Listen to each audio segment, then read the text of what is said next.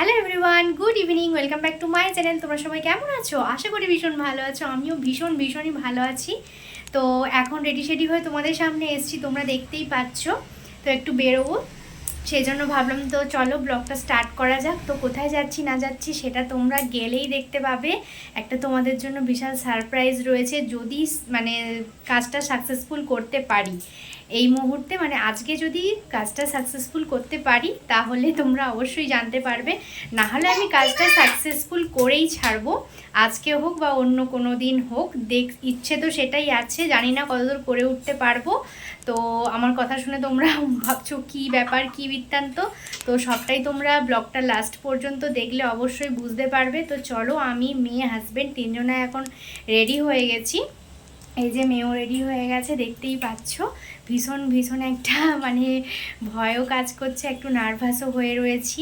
তো এইরকমভাবে কোনো দিন মানে যে জায়গায় যাচ্ছি এরকম কোনো দিন যাইনি। তো খুবই একটা বুকের মধ্যে নার্ভাস ফিল হচ্ছে, তো একটু ভয় কাজ করছে আর খুব আনন্দও লাগছে। তো চলো তোমরা ভিডিওটা দেখতে থাকো, অবশ্যই জানতে পারবে। তো বাজারেও যাব, কিছু টুকিটাকি নেওয়ার আছে, তারপর যেখানে যাওয়ার, যেটা আমাদের গন্তব্যস্থল, যেই উদ্দেশ্যে বেরিয়েছি, তো সেখানে যাব। চলো তোমরা ভিডিওটা তাহলে দেখতে থাকো। কি বলবো না বলবো কিছুই বুঝতে পারছি না ভিডিওতে। চলো, যা বলবো সেটাই তোমাদের সাথে শেয়ার করব, যেটা করব সেটাই তোমাদের সাথে শেয়ার করব। অত ভালোভাবে গুছিয়ে আমার দ্বারা কথা বলা হয় না, তো সেটাই তোমরা দেখবে। ঠিক আছে, চলো তোমাদের সাথে পরে দেখা হচ্ছে, ঠিক আছে?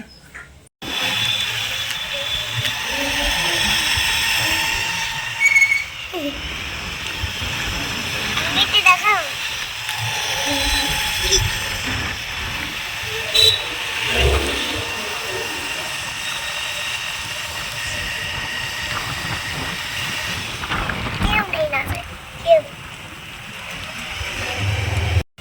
মানে একটু বড় সাইজ হয়ে যাচ্ছে আর কি, সাইজটা আর ছোট হবে খুব।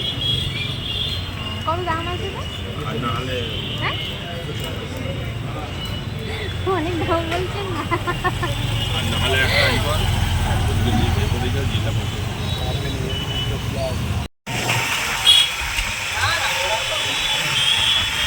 তো আমরা যেখানে আসা সেখানে চলে এসেছি। তো চলো ভেতরে যাই, তারপর দেখছি কতটা কি শেয়ার করতে পারি।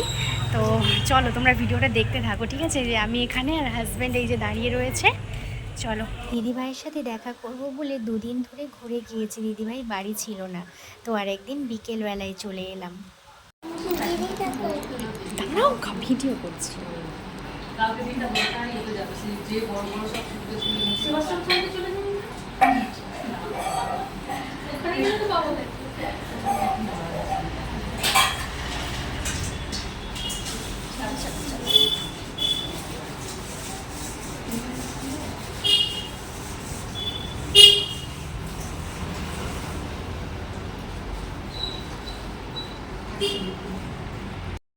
তো কি বলবো বুঝতেই পারছি না, দিদিভাইকে ছুঁয়ে রয়েছি, মানে এত ভালো লাগছে যে কি বলবো।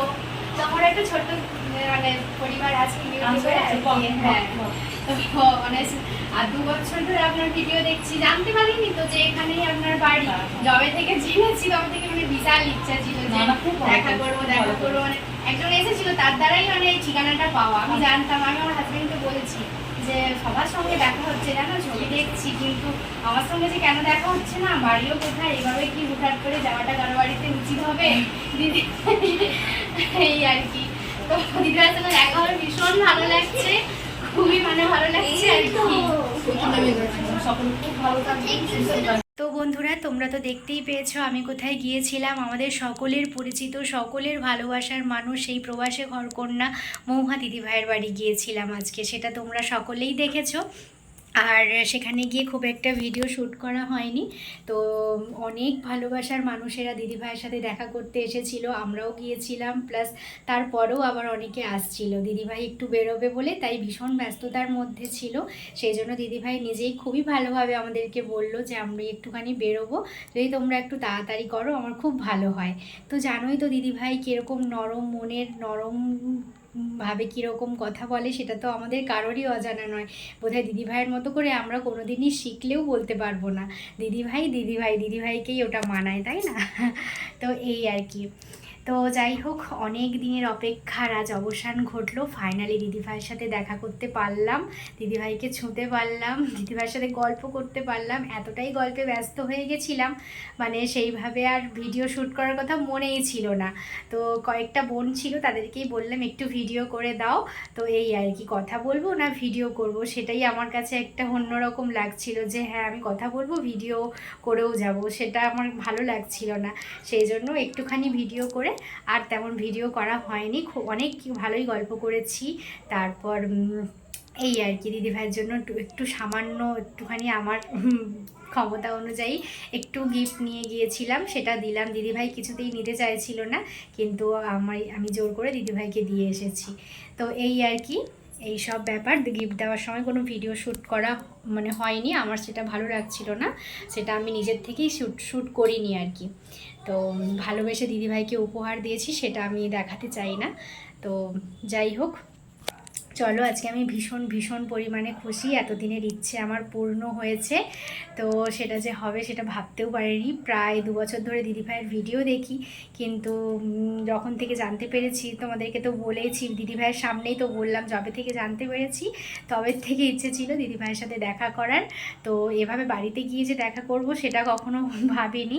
ভেবেছিলাম রাস্তাঘাটে নিশ্চয়ই দেখা হবে, মেদিনীপুরে আসছে মানে অবশ্যই দেখা হবে, কিন্তু সেটা আর হলো না। তাই খোঁজ করে করে আমাকেই যেতে হলো।